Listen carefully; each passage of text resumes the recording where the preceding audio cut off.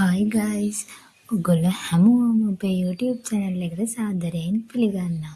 ඉතින් මේ පාර අපි කුරුවිට රත්නපාරේ සිරිපා කරුණාකරේ කොහොමද කියලා බලන්න දිගටම අපේ වීඩියෝ එකත් එක්ක එකතු වෙලා ඉන්න.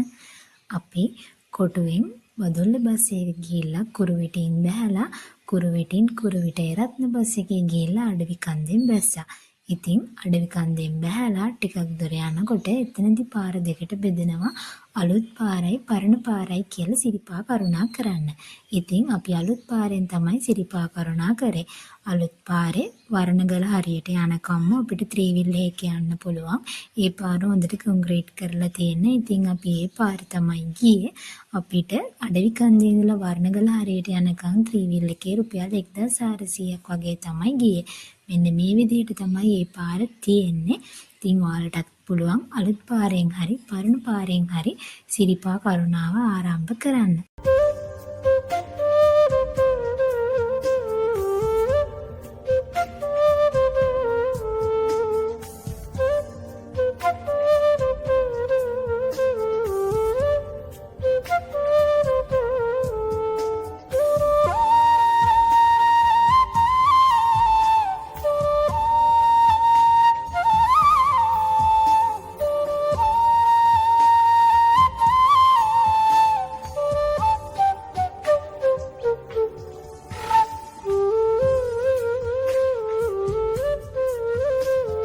මේ තියෙන වර්ණගල අම්බලම මෙතනදී දන්සලක් දුන්නා. ඉතින් අපි ඒ දන්සලෙන් කාලා ඉස්සරහට යනකොට අපිට හම්බ වෙනවා වර්ණගල දේවාලය. ඉතින් ඔයාලට පුළුවන් වර්ණගල දේවාලය වැඳලා මෙතන ආශිර්වාද අරගෙන මේ හාමුදුරුවන්ගෙන් පිළිගන්න ගන්න.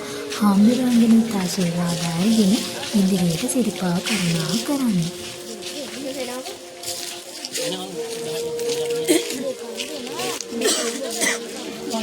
සිරිපා කරුණා කරන්න තියෙන දිගම පාර තමයි කුරුවිට රත්නපාර කියලා කියන්නේ. ඉතින් මේ පාරෙන් අපිට කිලෝමීටර 13ක් වගේ ප්‍රමාණයක් කරුණා කරන්න තියෙනවා. පැය 8ක් 10ක් වගේ කාලයක් වගේ තමයි ගත වෙන්නේ.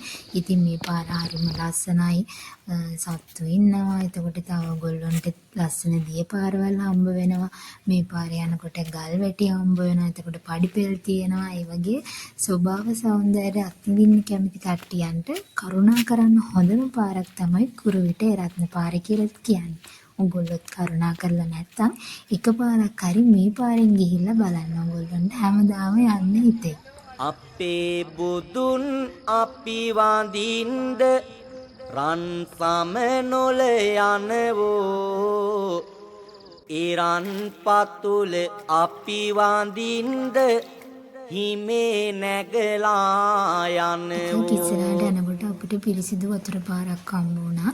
ඉතින් අපි එතනින් මූණත් හොදගෙන පොඩ්ඩක් ෆ්‍රෙෂ් වෙලා ආයෙම ඉස්සරහට කරුණා කරන්න පටන් ගත්තා.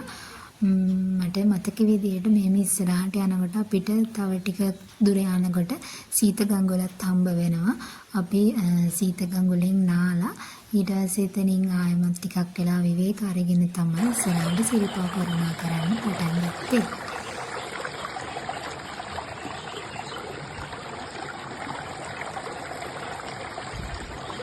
ඊට පස්සේ අපිට අම්බලමක් හම්බ වුණා. මට ඒකේ නම මතක නෑ. අපි එතන නතර වෙලා එතන තිබ්බ කඩෙන් බීමත් දීලා අපි තව ටිකක් විවේක අරගෙන ඉස්සරහට ගියා. හැම යනකොට අපිට කුරුවිට රත්නපාරෙන් කරුණා කරද්දී හම්බ වෙන ඉදිකටු පාන හම්බුණා. කෝඩු කට්ටිය ඉන්නවනම් එතනින් ඒ චාරිත්‍ර කරලා ඉවර වෙලා ඉස්සරහට සිරිපා කරුණා කරන්න පුළුවන්. දැන් අපි ඉන්නේ කුරුවිට පාරයි රත්නපුර පලාබද්දල පාරයි සෙට් වෙන තැන.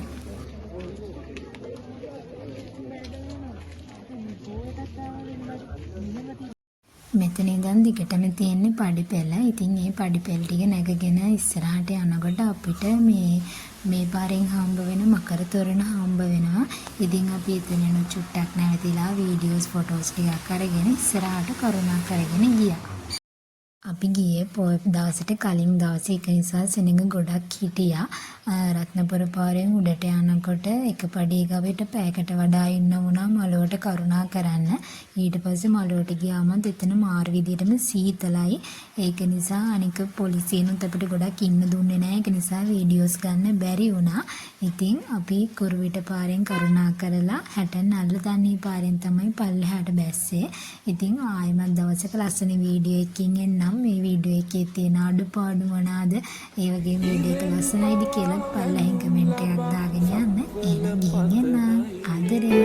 හිතෙන් පවා වඳින් හිත්වල සුවයයි පිනෙන් මවා පිනෙන්නේ බුදු හිමි පාමුලයි දිනින් හෙටත් රැකගනුමැයි සමනොල මහසෑයයි